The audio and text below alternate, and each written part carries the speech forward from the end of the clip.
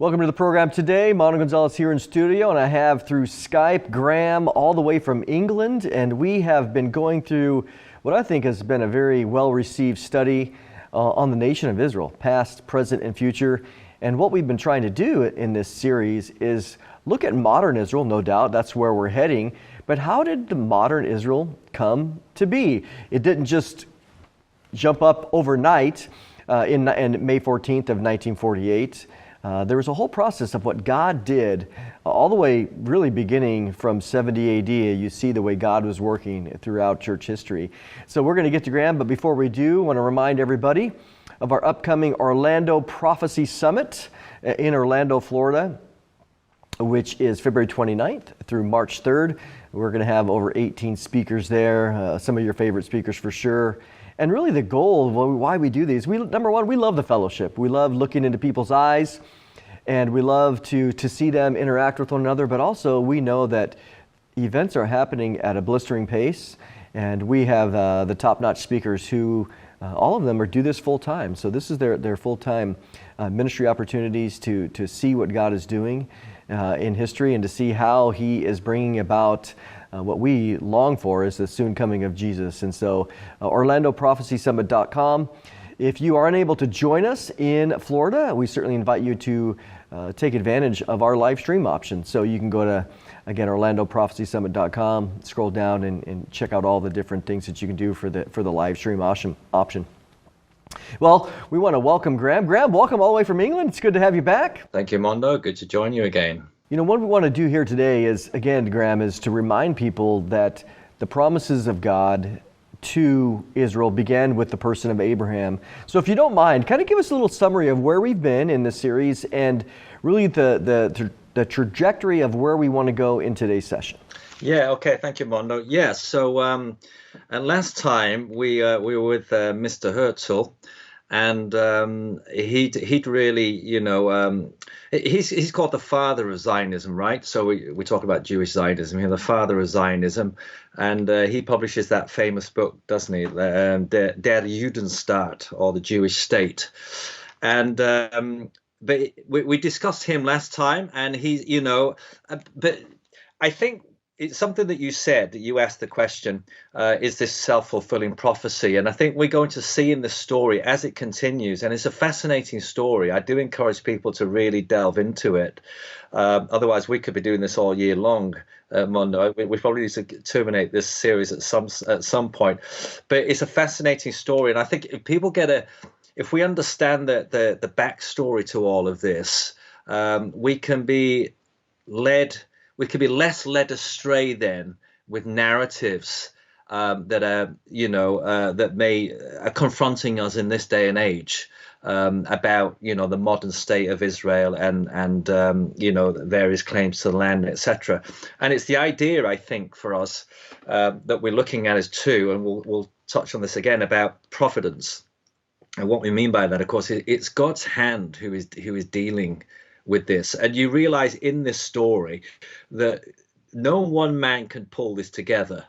No one nation can pull it together. There are different forces flowing at different times. So, back in the 19th century in England, Britain, should I say, there was the great evangelical movement to Zionism, which really wanted the Jews returned to the land to facilitate to hasten the coming of the Lord, the second coming, But when we get to the early 20th century now, the early 1900s, that stream is beginning to fade. Those winds are beginning to drop because evangelicalism is running through some problems here, even in this nation.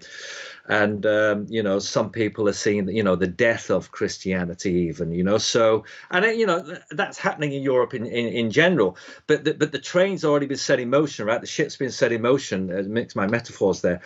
And so, and it has its own force. Zionism has it has its own momentum, and the momentum now that gets carries this through to its end in terms of the British involvement in it is biblically based still, because the men, we got to look at these men, Mondo, the key men that people know about, believe in Zionism. Some of them are evangelicals, and some of them were raised in church. They heard all the Bible stories. So that's still going on, but there are now very much geopolitical considerations coming into the play for Britain as well, because we look even last century, in the previous century, we saw that, with France, with Russia and Britain vying for control in that area, and then Germany comes in as a bit of a Johnny come lately, as a late player, and it decides it wants to, a stake in the game. But then not only that, we've also had the idea that, the Catholics were kind of like protected by France, the Orthodox were protected by Russia, and Britain and Germany were really protecting the Protestants and effectively the Jews. But it would be these two nations who would be at each other's throats in, that mission to convert the Jews, that mission there in Jerusalem. Remember the CMJ, still there today, which was a joint British and Prussian, Prussia is the early form of Germany, a joint British and Prussian effort, because they were the Protestant nations. These two nations are now at each other's throats in the trenches of the Somme, and so this is kind of what's going on. So Christianity, is also splitting at the seams. Christian Europe. So fascinating history. But in all this, Mondo, God is still intent on bringing about his plan, even though nobody knows what they're really doing. And that cases for the Jews more than anybody else. We're going to see that they are all at sea on this one. We had that with Herzl, didn't we? That he has this grand idea, and really he's thinking that because it's the Russian Jews which are really the driving force behind Zionism and the return to the land, because the European Jews and even those in America, they're happy, they're assimilated, they're in the upper echelons of society. They're the science of banking and financing, and why on earth would we want to go back to go to a backwater place called Palestine in the middle of the desert? It's just like, no, sorry, no, we've made it here, So this is also going on in the Jewish movement, right? So just to recap then a little bit on Herzl. So I mentioned about Heckler. He's the chaplain to the British Embassy in Vienna. He's an Anglo-German chap. And he introduces basically Herzl to the Kaiser and to the German ambassador, and he teaches him on diplomacy, how to present himself, how to present his arguments. And so Heckler, he's evangelical. He's completely evangelical. He's a Zionist for Christian reasons, and so he's one of these 19th century guys. Just we got to get the Jews back. So again, God's putting an evangelical Christian with a Jewish Zionist, So the Christian kind of knows what he's doing, but the Zionist really doesn't. So here's just what Herzl says in a letter. He says, the Reverend William Heckler, chaplain to the British Embassy in Vienna, called on me. When he read my book, he immediately hurried to Ambassador Monson in Vienna and told him the foreordained movement is here.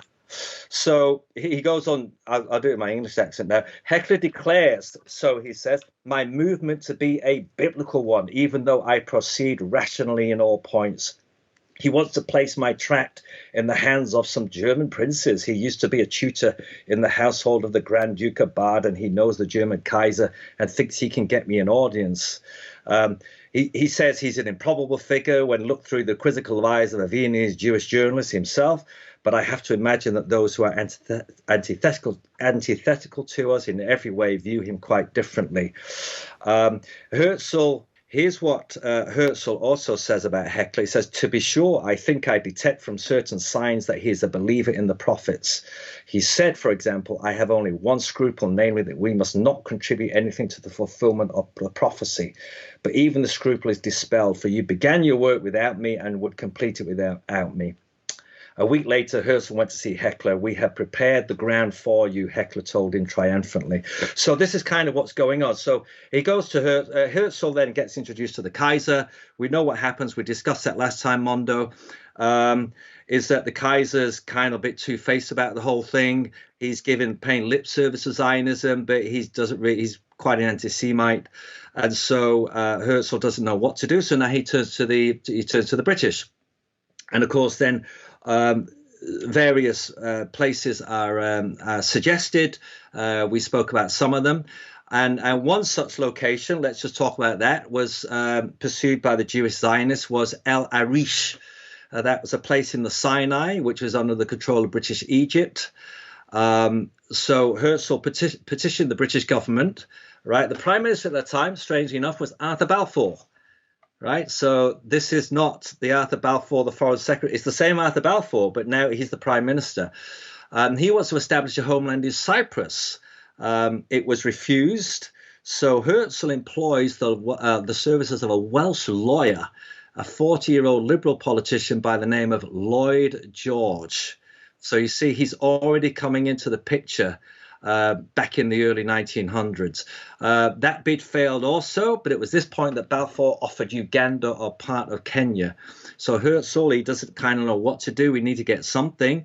And the British are not sort of, they're not holding out. They say, listen, we can offer you here, we can offer you there, but we can't give you Palestine because we don't own Palestine, you know. So he offers them Uganda. We got a bit of property in Africa. In fact, we got a lot of property in Africa, so we can give you some of that. And but then this Ugandism, Herzl takes it back to the Congress, and it splits the movement. So Herzl was ready to compromise, you know, on the land itself, to say, well, we just need this homeland somewhere, so let's go to Africa. And he dies fairly young at the age of 44. But listening to all this is another player who will come in. It's a young 11-year-old Russian boy named David Grun. And he thought that Herzl was the Messiah and he would lead the Jews back to Israel.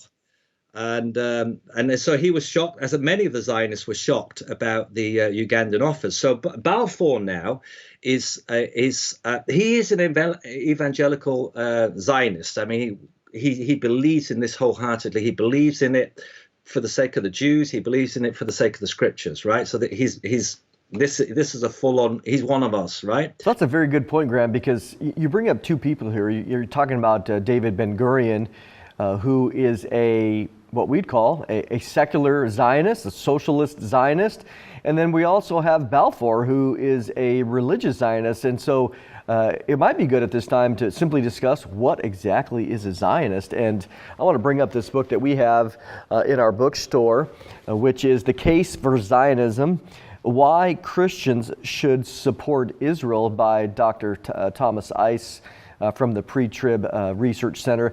And this is a great book. It's one of the best books I've seen on really helping to understand, because when we think about the nation of Israel, and you know, for many of our listeners, they might not realize that the nation of Israel, again, was founded by socialists. And so I want to read a couple definitions here, because as we discuss some of this and we discuss the history, we're going to see, again, some distinctions between what we would call secular Zionism and religious Zionism. So just in general here, Tommy Ice writes this: Zionism, this is a quote actually that he has from another source. Zionism is understood to mean a modern Jewish movement aiming at resettlement in the land of Israel and the revival of an independent Jewish state. And so we know here, end quote, we know that the word Zion comes from Mount Zion. It appears in the Bible. It is very synonymous with Jerusalem. And so again, the goal here is the resettlement of the land of Israel, and also an independent Jewish state. So that's the one side, and we see that going back to Herzl and others, and really all through I would say the early part of the 20th century, in this desire to resettle the land and have an independent state. Well, what about Christian Zionism, or even what we would call here a religious Zionism? And here is a quote as well. Christian Zionism is a religious belief among some Gentiles of the Christian faith that the return of the Jews to the Holy Land and the restoration of a physical Israel is in accordance with biblical prophecy. Furthermore, Christian Zionism is motivated by a biblically based religious conviction that the Jewish people are still God's chosen people and are entitled to possess the land of Israel for all time. This belief is based on a specific interpretation of Scripture. And what we would say there, that specific interpretation of Scripture, is a literal grammatical hermeneutic that takes the promises that we see throughout the entire Bible, Old Testament and New Testament, as very literal and straightforward. So again, when the prophecies of Jesus' first coming are to be understood literal, Micah 5:2 says Jesus would be born in Bethlehem. Voila, when he comes, he's born in Bethlehem. And so when you have prophecies in the Old Testament as well that speak about Israel's restoration to the land in the latter days, voila, we believe that it is true. It is straightforward. Yeah, well, we'll have a little brief thing about Balfour now. So actually, not to leave the Scots out, so his mother was a Scottish Presbyterian. And as a boy, he'd been tutored at home by their family pastor, right, who was obviously some sort of biblical literalist in terms of, how he understood the Scripture. His niece, writing about Balfour later, commented, she said this: long before he ever heard of Zionism, Balfour, steeped in the Bible from childhood, had felt a particular interest in the people of the book, right? So again, it's this whole like something is brewing. And it's not only that, I think, just to pick up your point about, it's true, there's a secularization of Zion going on in the Jewish mind. Some Jews are religious, some are not. Particularly those coming out of the Enlightenment, maybe not in Europe, but there's still, I would still say there's a spiritual element to that. They're responding to something and they don't know what they're responding to. It's this, it's the call of the land, and why is it? Are we going to have now the big conversation now with Mr. Balfour? He has with another Jewish notable who becomes very significant in the Zionist movement. Is this call to the land? So, now he's thinking, okay, so well, now let's just give them something. We got to protect them. We got to give them something. And he's probably thinking, well, the Bible is Palestine. That's where they come from. But, listen, I can't, wave my magic wand or pull Palestine out of the hat, so we'll give them Africa, we'll give them something. So that's where he's coming from. He's not being disparaging when he's offering them Uganda. He's actually trying to find a solution to a very real problem, is that the Jews fleeing Russia predominantly are, the Western nations are not wanting to take them. They will begin to shut their doors to, United States will even begin to shut its doors to fleeing Jews. That story is that sort of increases as the years go on. So, how do we find a solution to this, to the Jewish problem? But of course not, the opposite of what Hitler was trying to do. So I think for him and there's a quote, he says that he believed that the most gifted race, he says that the Jews were the most gifted race mankind has known since 5th century BC Greece. And I know you want to comment on that, but he just says here, at the end of his life, right, he's near his death. So we jump to 1930. Balfour told his family that his work for the return of the Jews to their land was, quote, possibly the most worthwhile thing I ever set my hand to do.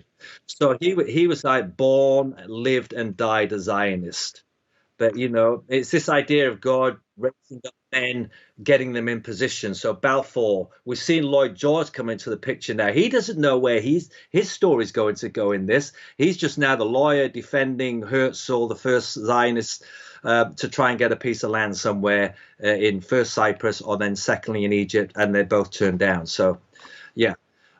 So the main important thing here is you have two groups of people, and when it comes to modern Israel today, the people that are there that are Zionist or that desire to have an independent state, many of them are secular. They are cultural for sure. They're cultural Jews. And many of them are ethnic Jews. They have the blood, the genetics of Abraham, Isaac, and Jacob. But they are there not because of any specific religious reasons or even because they believe the Bible, but simply because they feel this cultural connection and historical connection to the land. And so again, it's really, really fascinating. But when we come to the other group, which is the religious group, you do have rabbis that are religious in nature, but interestingly, some of the rabbis are very anti-Zionistic, which is very fascinating because they don't want a state that is founded in the land of Israel unless it was the Messiah who does it. And of course, we know the Messiah is Jesus, but for them, they don't. So many of them in the early times of modern Israel, the rabbis were against the modern state, even though they wanted an independent state, but they just wanted it to come through God's hand, miraculous, kind of like what we see in the book of Exodus. But when you have Christians, Christian Zionism, you have those like us that we believe, again, that God has made these promises to Abraham, Isaac, and Jacob, and their descendants, their physical descendants. The land will always belong to them. That doesn't mean they're obedient. That doesn't mean they're obedient even now in the land. We see Israel getting kicked out of the land at the Babylonian captivity, and because, again, they were disobedient, but the land still belonged to them.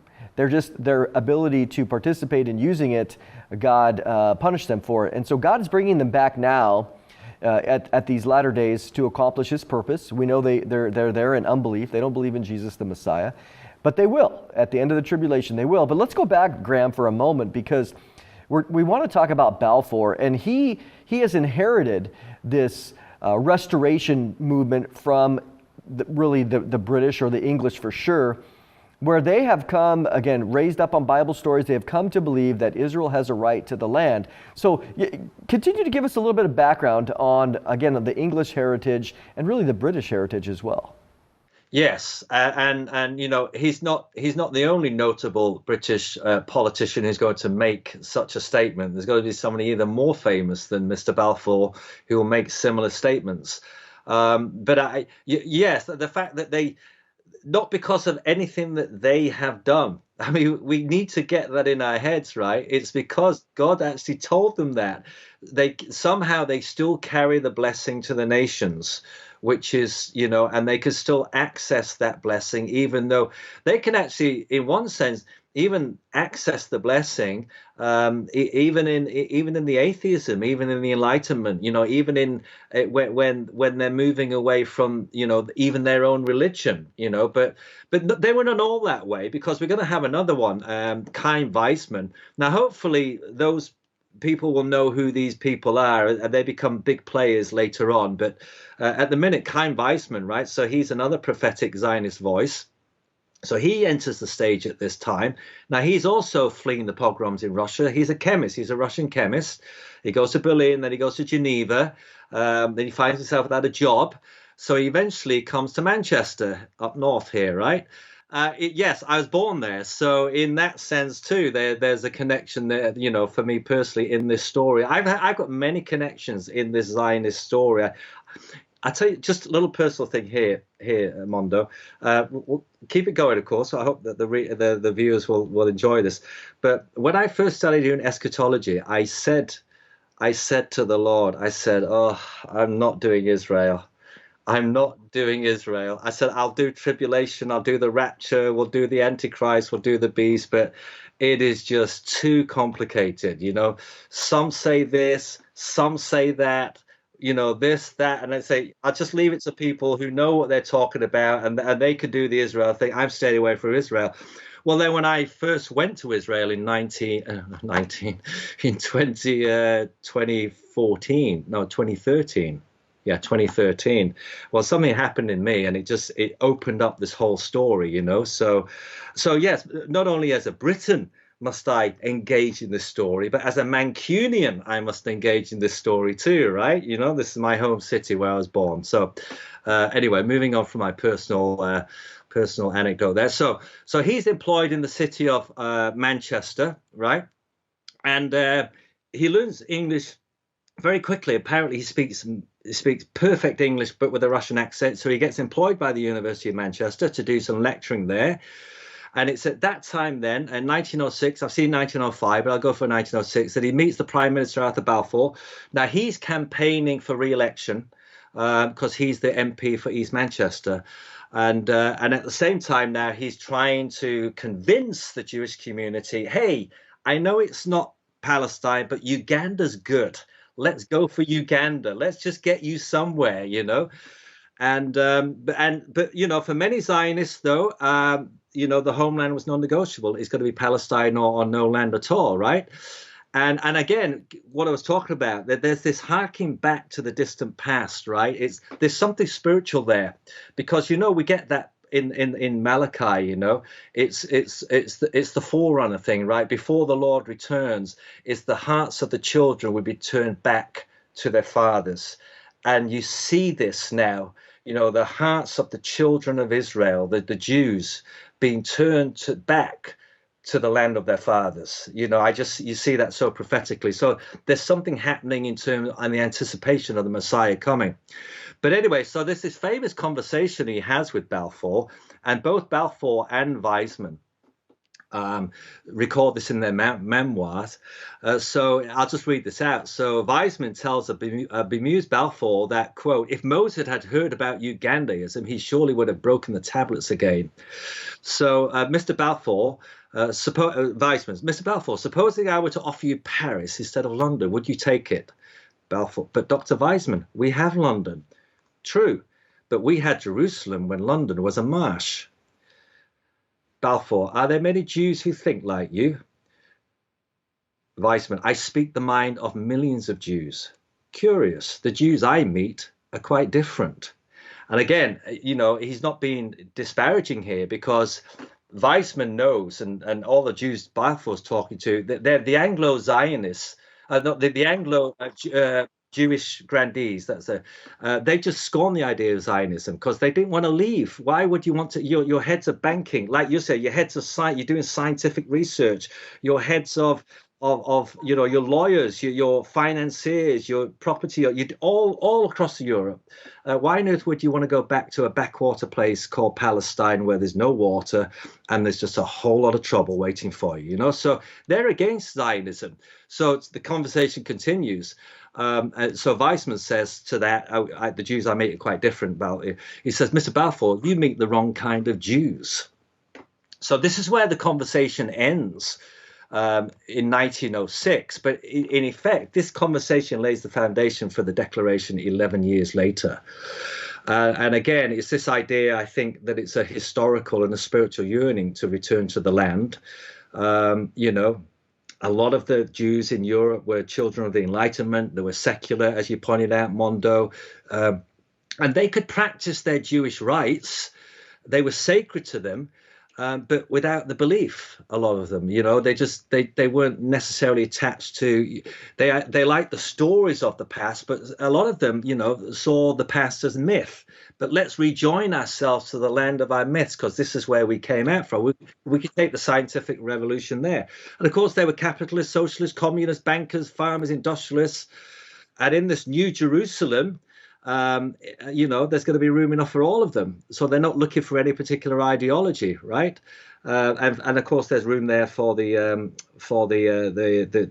Jews who are religious. But as you pointed out in our last session, a lot of them were just thinking, no, we can't go back. The Messiah has to take us back. And exactly. I mean, Graham. Well, I mean, do you want to say something about it? You know, it is amazing, too, because when we think about the Jewish race, I mean, we have Herzl in 1897, and again, you have the next 15, 20 years until we get to 1917, which is eventually when the Balfour Declaration was established. But coming back to this idea of the race, of the Jewish race, the Jewish people, and we think about that where they are a gifted race of people, and they're God's kids. They're genetically blessed from the people of Abraham, Isaac, and Jacob. But what's amazing to me is this is a statistic I learned, and that is they are 0.2% of the worldwide population, but yet from 1901 on, Jewish people have been the recipients of 22% of all Nobel Prizes. You think about that in all the different disciplines. And it's interesting, we could ask, well, why would that be the case? Well, I mean, there's some sociological factors that, number one, the Jewish people have a very high desire for education. Many of them want to be doctors and lawyers and other things because through history, they're strong in education. They also have this hard work ethic. I mean, and if you think about as well the nature of living in the land of Israel. I mean, you didn't go to the land of Israel. It was a desert. It was a backwater. But they went there, and through innovation and technology and hard work, they've turned it into, again, one of the most amazing agricultural, at least, and certainly technological and other things. But they also have had this throughout church history of being the underdog.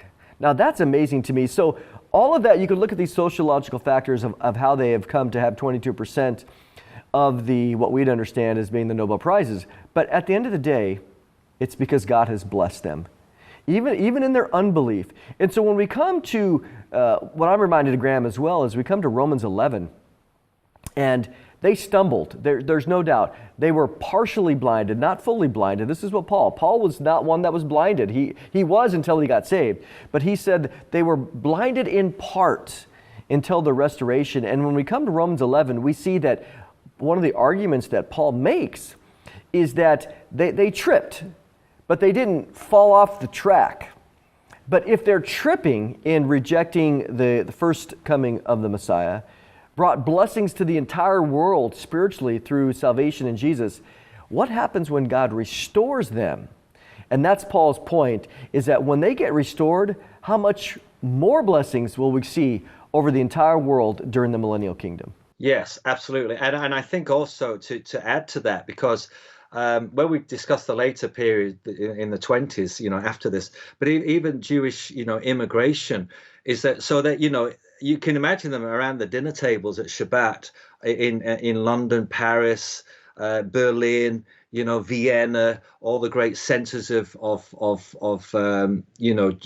Jewishness, Judaism in Europe, and saying this, the next year in Jerusalem. But when Jerusalem was offered, it was like, nah, I think we'll just skip on that one, So again, it's just, it was, and a lot of them, I think you had the idea that they could have the land without the religion, because the land became the religion. The land now is Zion. It's not really. There's something spiritual there, but it's morphing into this thing about the land, which is why they go and they toil the land, and they build these kibbutz, and this is what they do. But again, we read that scripture back in, I think it's in Isaiah, wasn't it? It says, your land will be married.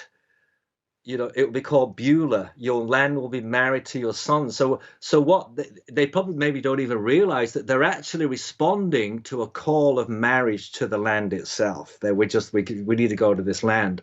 And again, just the fact that you bring out the distinction, Mondo, between Jewish Zionism and Christian Zionism. And so where Jews thought they could have the land without the religion, of course, that was completely contrary to the Christian understanding of Zionism, which birthed their movement, and that they could have both land and religion without the cross, and so we have to always keep in mind that what God is doing, he's bringing them back to the land so they can see the cross.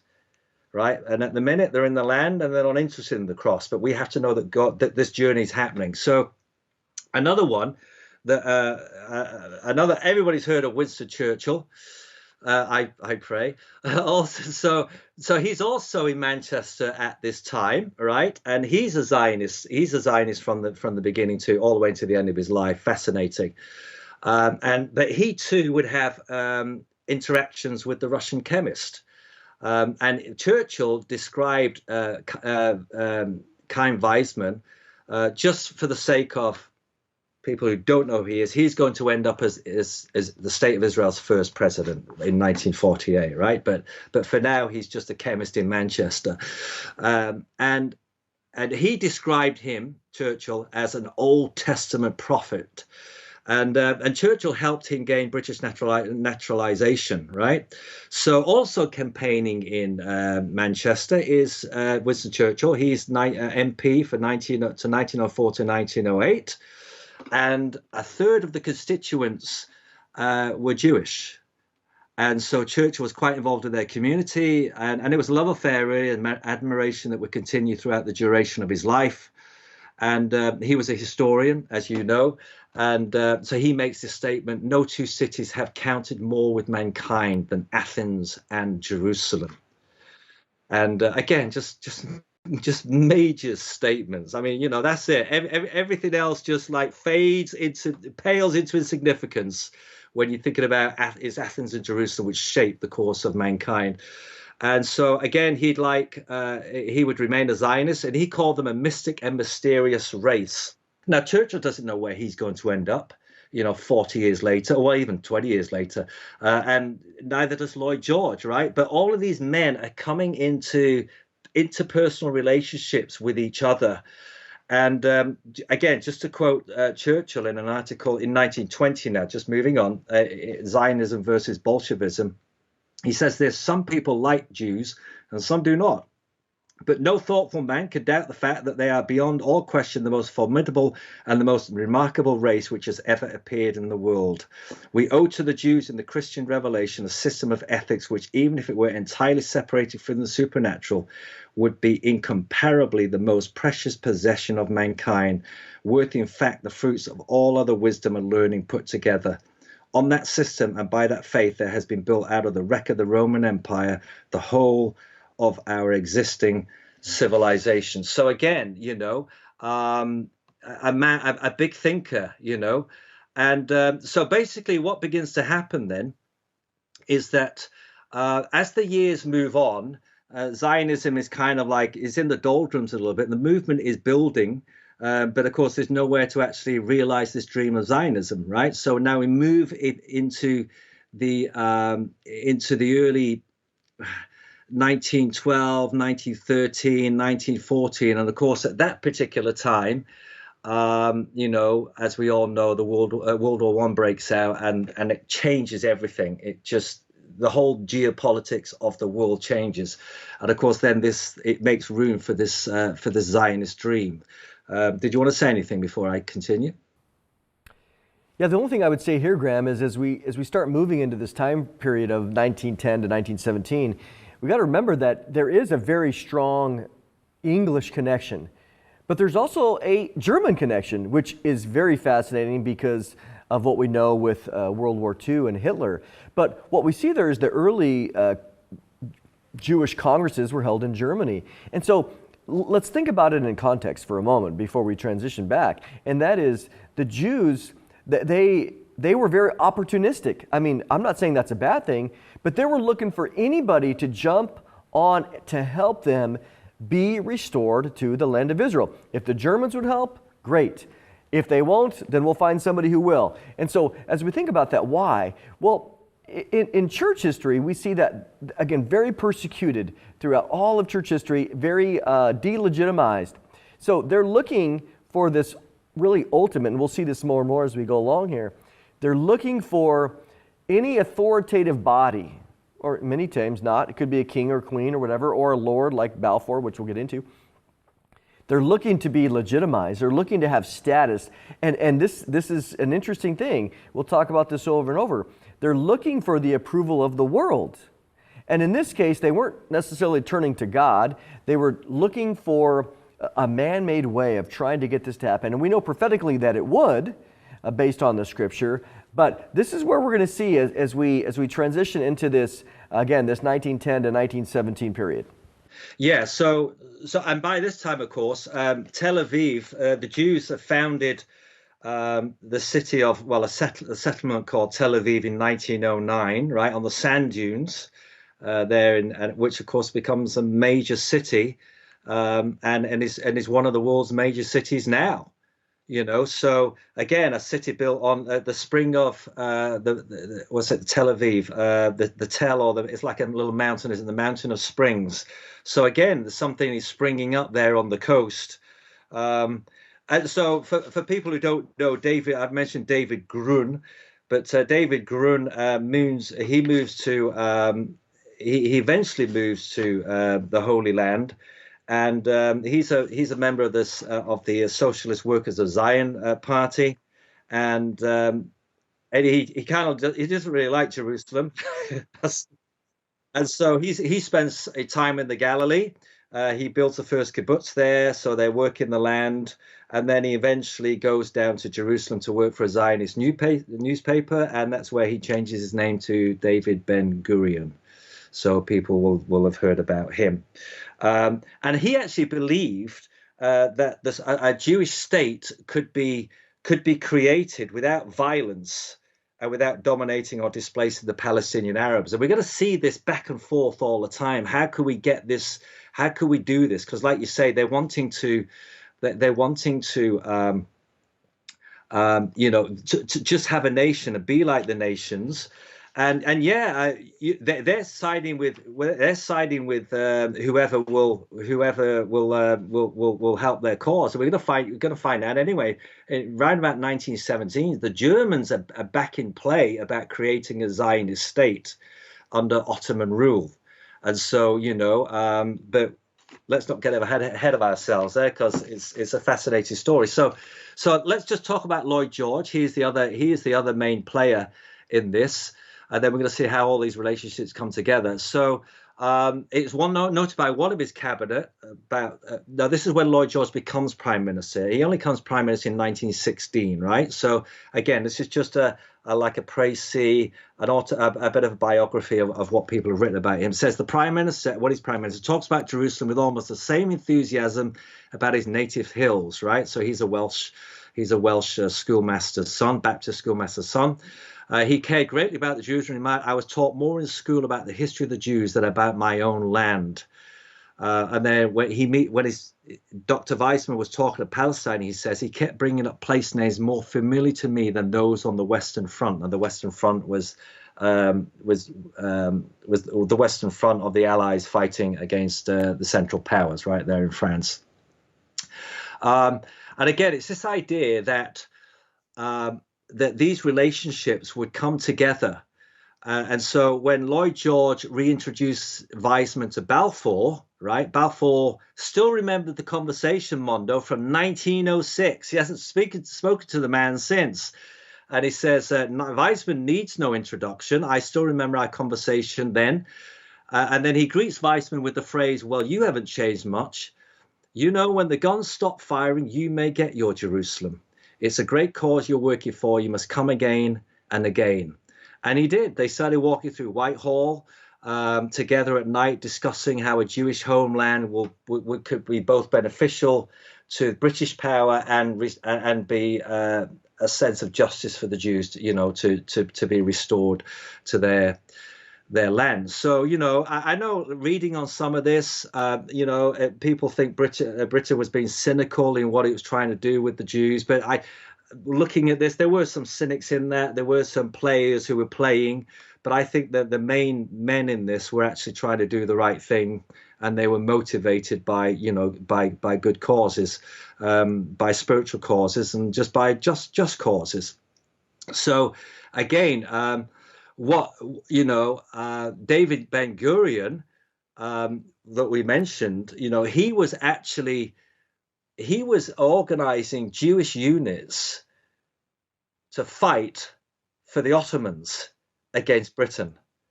This is in 1915, right? Or 19. So, I come back to this point because just as they're all at sea over this all the time. So unless God is actually directing this, unless he's driving this agenda, nobody knows what they're doing. And it's pretty clear nobody knows what they're doing. But what happens is that Weizmann has to meet Winston Churchill again. And this is where now he really comes into his own, because remember, Churchill helped him become a British citizen back in 1904, 1905, whenever it was. Well, now Britain is fighting the war, and it's struggling to manufacture weapons because their shells needed this thing cordite, and apparently the Americans and the Russians had a monopoly on producing acetone. And so the British needed acetone for their shells. So they're scratching around saying, well, who can produce acetone for us?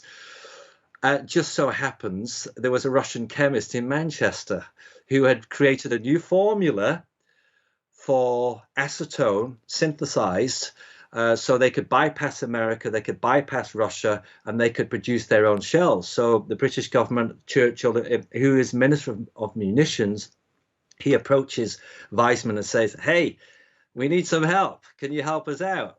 I could do just the right thing." And so Weizmann becomes very engaged in the British war effort. And apparently his formula then, they convert a lot of the breweries in London, all over the country, into producing acetone so they can put it in these shells.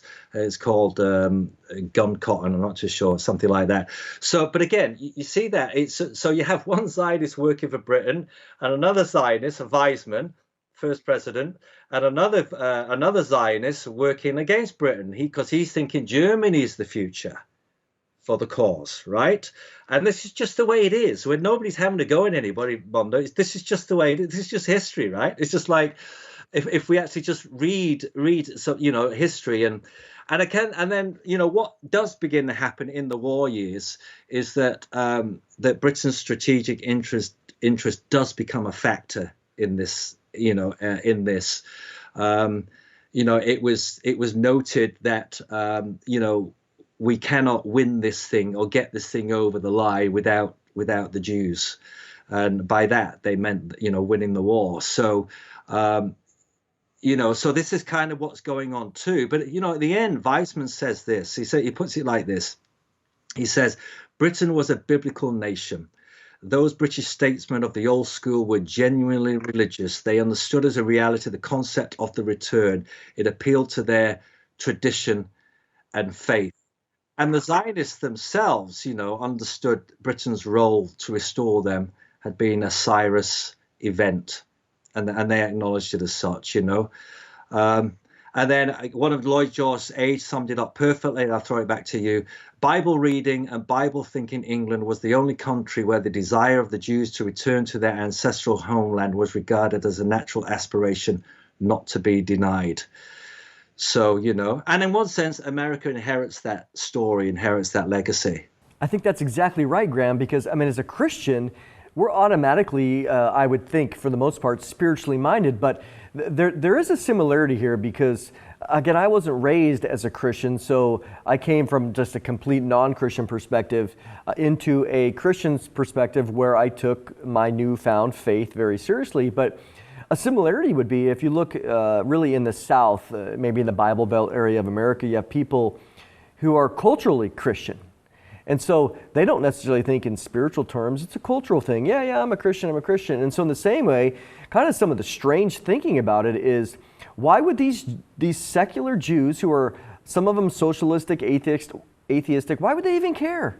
Why would they even care to go back to the land of Israel? But see, this is the interesting thing, is this is where God was moving. God was moving in their hearts, that the land was drawing them back. They wanted this collective identity to be together. And as we know in church history, the Jews often kept to themselves. That's one of the miracles, is that most of them were not assimilated into the cultures where God expelled them.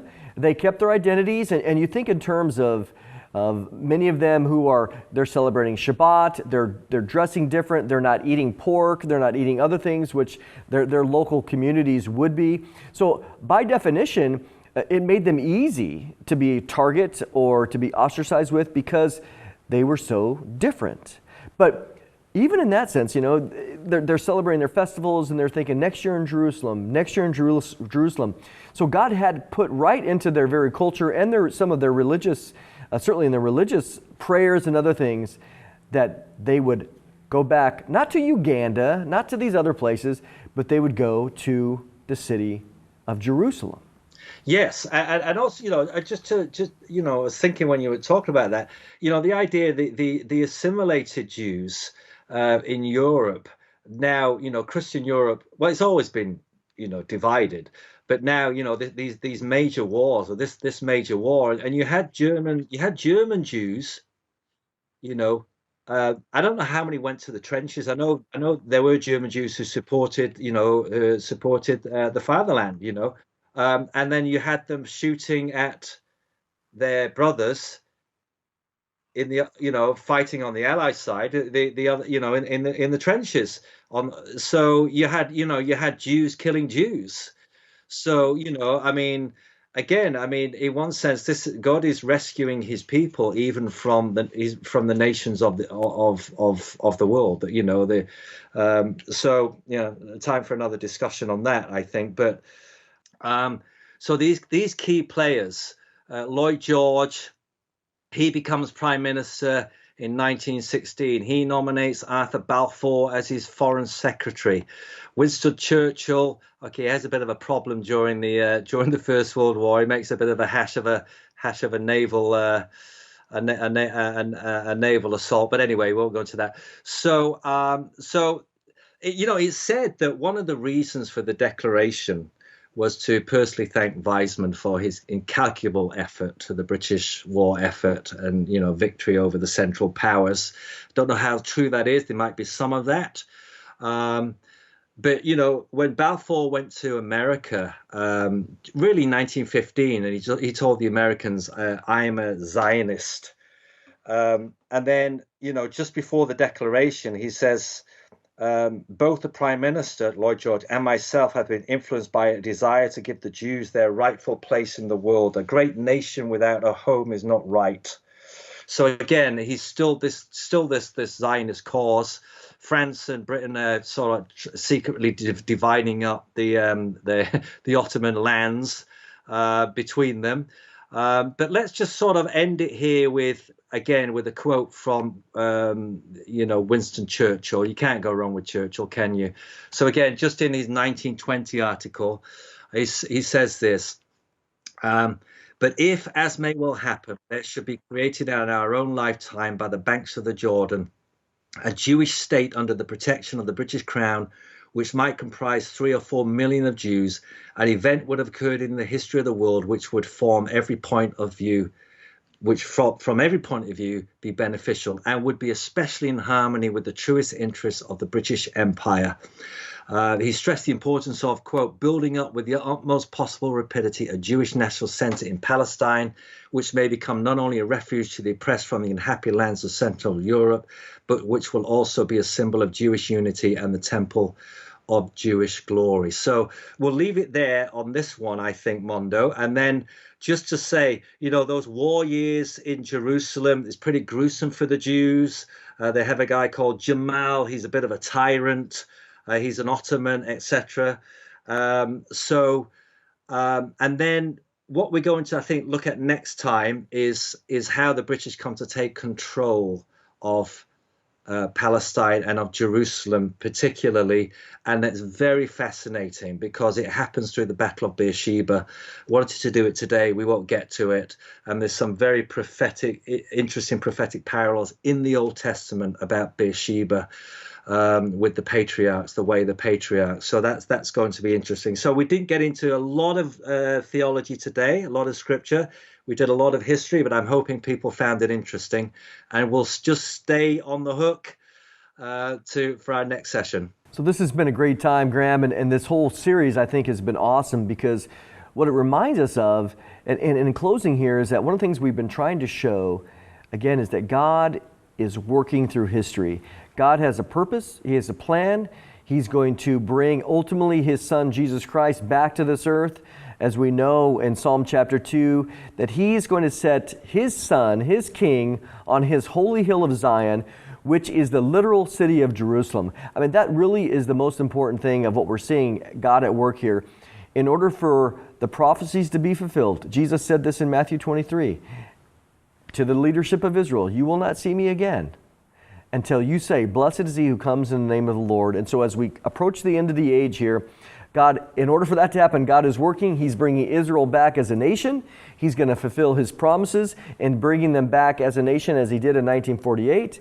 We're going to see as well all the things that happen up through the time of what we understand is the time of Jacob's trouble. Jeremiah 30 verse 7. It's the time of Jacob's trouble, but Jacob will be saved out of it.